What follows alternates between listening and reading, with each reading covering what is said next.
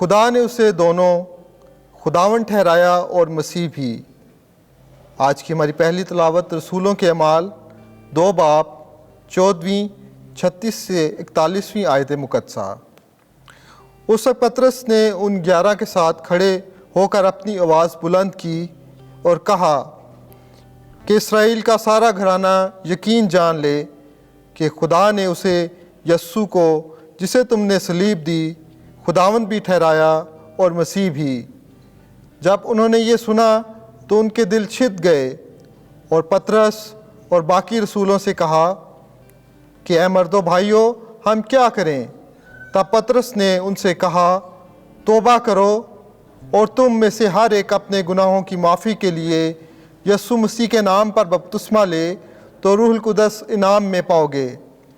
اس لیے یہ وعدہ تم سے اور تمہارے بچوں سے ہے اور ان سب سے بھی جو دور کے ہیں اور جن کو خداوند ہمارا خدا اپنے پاس بلائے گا۔ اور اس نے بہت سی اور باتوں کی گواہی دی اور انہیں نصیحت کی کہ اپنے آپ کو اس کج رفتار قوم سے بچاؤ۔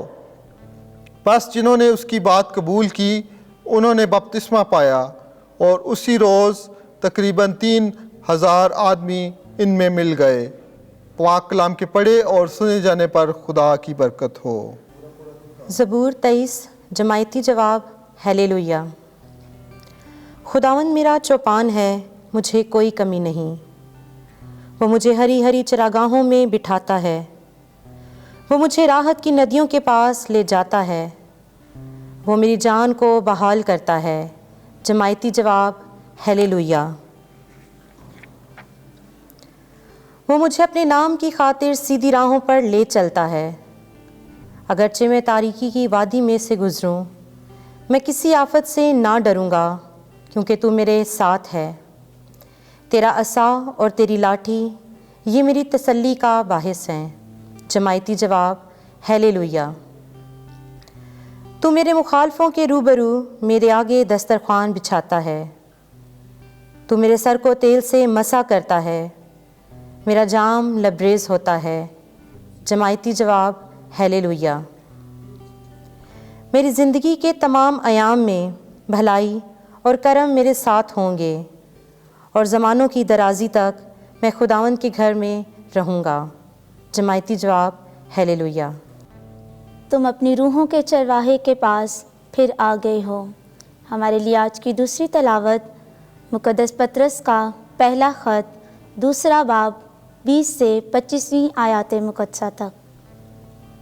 عزیزو، اگر تم نے گناہ کر کے تماچے کھائے اور صبر کیا تو کون سا فخر ہے، لیکن اگر نیکی کر کے دکھ پاتے اور صبر کرتے ہو تو یہ خدا کے نزدیک پسندیدہ ہے۔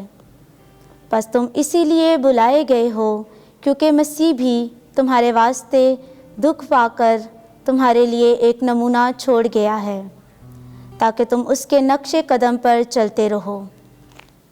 اس نے نہ تو کوئی گناہ کیا اور نہ اس کے منہ میں کوئی مکر ہی پایا گیا ہے۔ وہ نہ تو گالیاں کھا کر گالی دیتا تھا اور نہ دکھ پا کر دھمکاتا تھا، بلکہ اپنے آپ کو اس کے سپرد کرتا تھا جو صداقت سے انصاف کرتا ہے۔ وہ خود اپنے ہی بدن میں ہمارے گناہوں کو لیے ہوئے صلیب پر چڑھ گیا، تاکہ ہم گناہوں کی نسبت مردہ ہو کر صداقت کی نسبت جئیں۔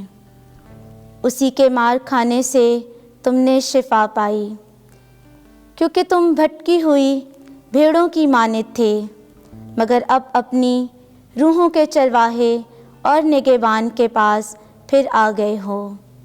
پاک کلام کے پڑھے اور سنے جانے پر خدا کی برکت ہو۔ خداوند آپ کے ساتھ ہو۔ انجیل مقدس یوحنا کے مطابق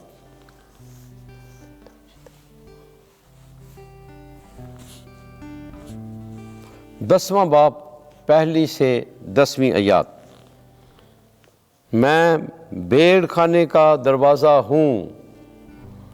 اس وقت یسوع نے یہودیوں کو کہا، میں تم سے سچ سچ کہتا ہوں کہ جو کوئی دروازے سے بھیڑ خانے میں داخل نہیں ہوتا बल्कि और तरफ से चढ़ जाता है। वो चोर और बटमार है। लेकिन वो जो दरवाजे से दाखिल होता है वो भेड़ों का चरवाहा है। उसके लिए दरबान दरवाज़ा खोल देता है और भेड़ें उसकी आवाज़ सुनती हैं, और वो अपनी भेड़ों को नाम बनाम बुलाता है और उन्हें बाहर ले जाता है।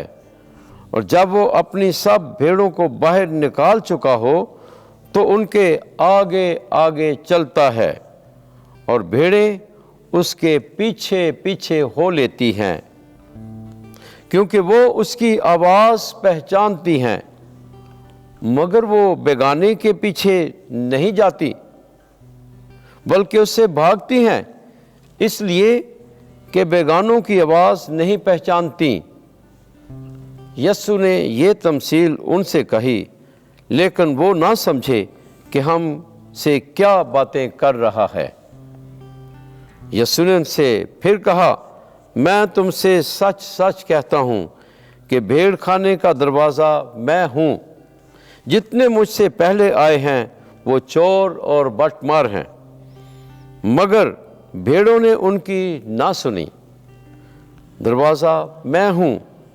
अगर कोई मुझसे दाखिल हो तो निजात पाएगा और अंदर बाहर आया जाया करेगा और चरागाह पाएगा।